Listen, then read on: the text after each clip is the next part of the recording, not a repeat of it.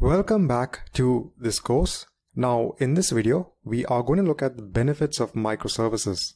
So when we look at the microservices architecture, we had seen this in the last video as well. One of the biggest advantages was that you could split your components into various independent working services. So you could have different services as part of your application. This is one of the most critical and major benefit of adopting the microservices architecture for your application.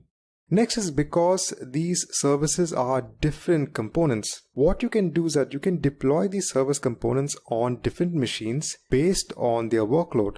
So let's say you have a virtual machine. This could be used to deploy one service. You could then have another virtual machine, and this could be used to deploy a couple of services. And the difference being is that maybe the virtual machine on the left or the service on the left is utilizing a lot of processing power. And that's because there are a lot of hits happening on this one service. Hence, you might want to dedicate one complete virtual machine for the service, whereas you might have some small services which are not being hit on a regular basis. And hence, you could club these services onto a separate virtual machine. So you have the sort of flexibility of deploying these service components on different machines.